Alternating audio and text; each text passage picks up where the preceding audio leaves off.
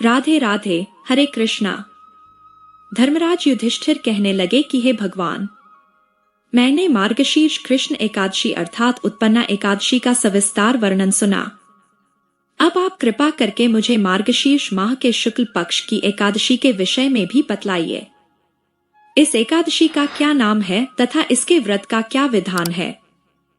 इसकी विधि क्या है? इसका व्रत करने से किस फल की प्राप्ति होती है? कृपया यह सब विधान पूर्वक कहिए। भगवान श्री कृष्ण बोले, मार्गशीर्ष माह के शुक्ल पक्ष में आने वाली इस एकादशी को मोक्षदा एकादशी कहा जाता है। यह व्रत मोक्ष देने वाला तथा चिंतामणि के समान सब कामनाएं पूर्ण करने वाला है, जिससे आप अपने पूर्वजों के दुखों को खत्म कर सकते हैं। इसका महात्म्य मैं तुमसे कहता हूँ, ध्यान पूर्वक सुनो। गोकुल नाम के नगर में वैखानस नामक राजा राज्य करता था। उसके राज्य में चारों वेदों के ज्ञाता ब्राह्मण रहते थे। वह राजा अपनी प्रजा का पुत्रवत पालन करता था। एक बार रात्रि में राजा ने एक स्वप्न देखा कि उसके पिता नरक में हैं। उसे बड़ा आश्चर्य हुआ। प्रातः वह विद्वान ब्राह्मणों के पास गया और अपना स्वप्न सुनाया। कहा, मैंने अपने पिता को नरक में कष्ट उठाते देखा है। उन्होंने मुझसे कहा कि हे पुत्र, मैं नरक में पड़ा हूं, यहां से तुम मुझे मुक्त कराओ। जब से मैंने ये वचन सुने हैं तब से मैं बहुत बेचैन हूं। चित्त में बड़ी अशांति हो रही है। मुझे इस राज्य, धन, पुत्र, स्त्री, हाथी, घोड़े आदि में कुछ भी सुख प्रतीत नहीं होता। क्या करूं? राजा ने कहा, हे ब्राह्मण देवताओं, इस दुख के कारण मेरा सारा शरीर जल रहा है। अब आप कृपा करके कोई तप, दान, व्रत आदि ऐसा उपाय बताइए जिससे मेरे पिता को मुक्ति मिल जाए। उस पुत्र का जीवन व्यर्थ है जो अपने माता पिता का उद्धार न कर सके। एक उत्तम पुत्र जो अपने माता पिता तथा पूर्वजों का उद्धार करता है, वह 1000 मूर्ख पुत्रों से अच्छा है। जैसे एक चंद्रमा सारे जगत में प्रकाश कर देता है, परंतु हजारों तारे नहीं कर सकते। ब्राह्मणों ने कहा, हे राजन, यहाँ पास ही भूत, भविष्य, वर्तमान के ज्ञाता पर्वत ऋषि का आश्रम है। आपकी समस्या का हल वे जरूर करेंगे।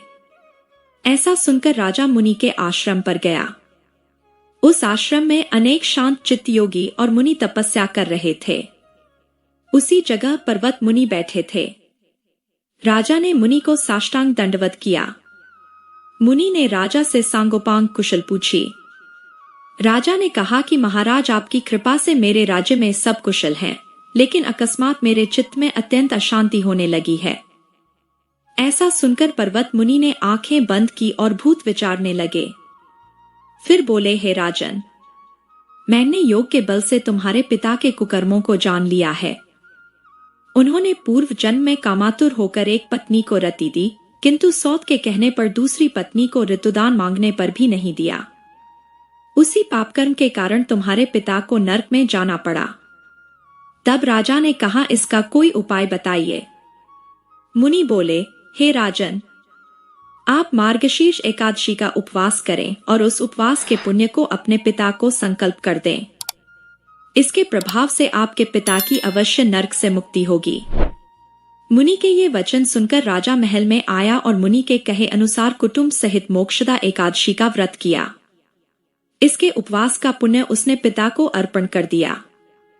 इसके प्रभाव से उसके पिता को मुक्ति मिल गई और स्वर्ग में जाते हुए वे पुत्र से कहने लगे, हे पुत्र, तेरा कल्याण हो। यह कहकर स्वर्ग चले गए। मार्गशीर्ष मास की शुक्ल पक्ष की मोक्षदा एकादशी का जो व्रत करते हैं, उनके समस्त पाप नष्ट हो जाते हैं। इस व्रत से बढ़कर मोक्ष देने वाला और कोई व्रत नहीं है। इस दिन गीता जयंती मनाई जाती है।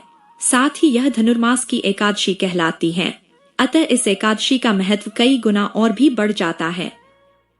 इस दिन से गीता पाठ का अनुष्ठान प्रारंभ करें तथा प्रतिदिन थोड़ी देर गीता अवश्य पढ़ें। तो दोस्तों, इस वीडियो को लाइक करें, चैनल को सब्सक्राइब करें और कमेंट बॉक्स में जय श्री कृष्णा अवश्य लिखें।